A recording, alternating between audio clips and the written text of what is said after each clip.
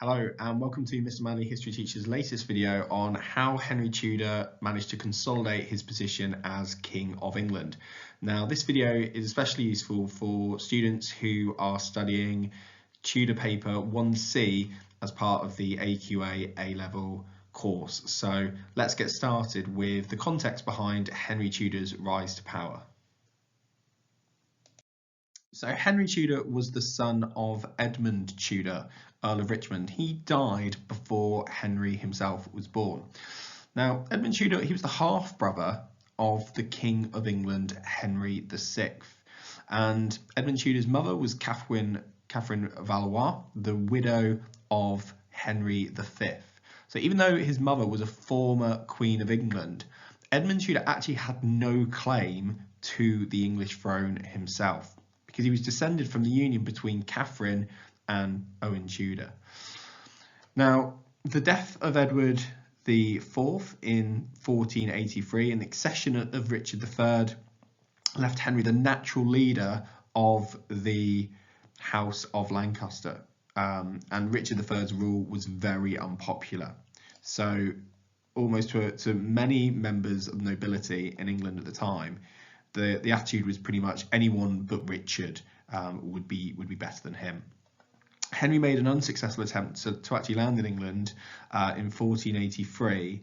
So between 1483 and until 1485, he bides his time in France. When he lands in Wales before the Battle of Bosworth Field in August 1485, he's aided by other English refugees when he lands in Wales, probably, like I mentioned, because of the unpopularity of Richard III.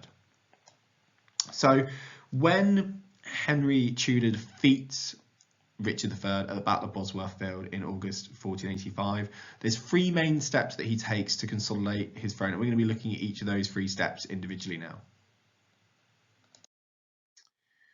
So first of all, the nobility and Henry's actions concerning the nobility. Now, Henry knew straight away after the Battle of Bosworth Field he had to win over, or at least coerce into supporting him, the nobility of England.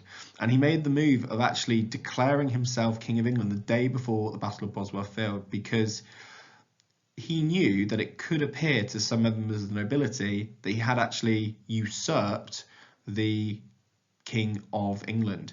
And he actually wanted to make it seem as though Richard III was the traitor, okay, by stating that he himself was King of England before the Battle of Bosworth Field, rather than he himself being the person that usurped the king.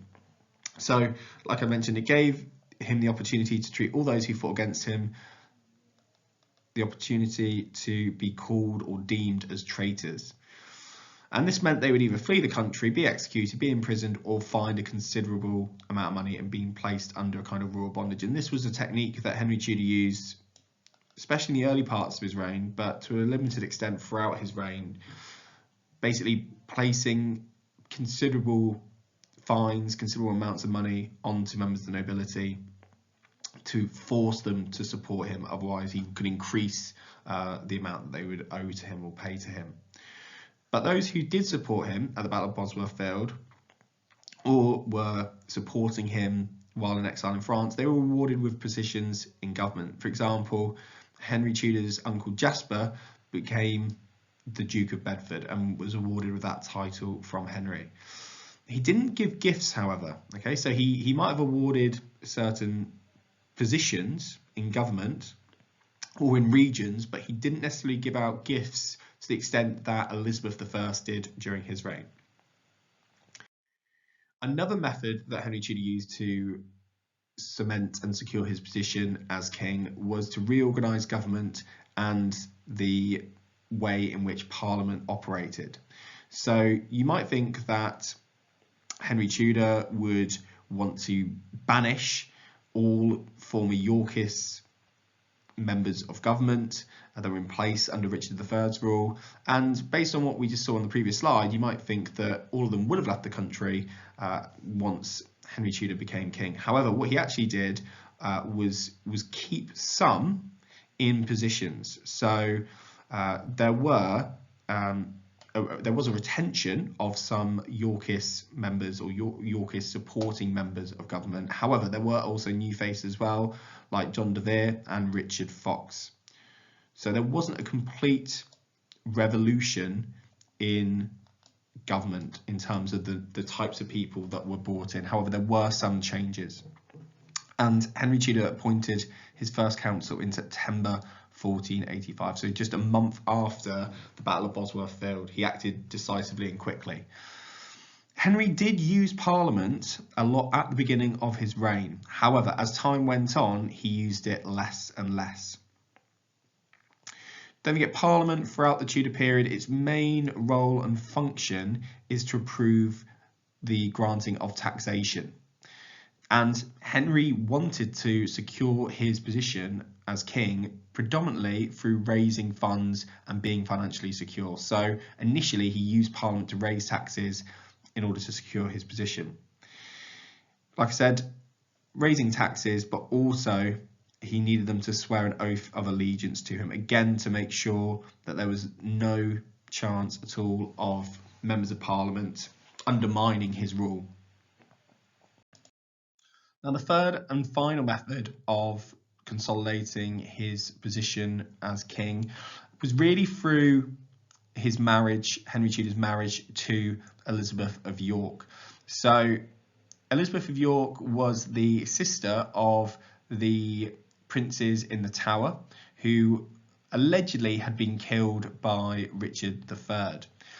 Now, Henry Tudor had actually set a promise, or made a promise, in 1483 in Reading Cathedral that he would marry Elizabeth of York should he become king. I'll highlight that there.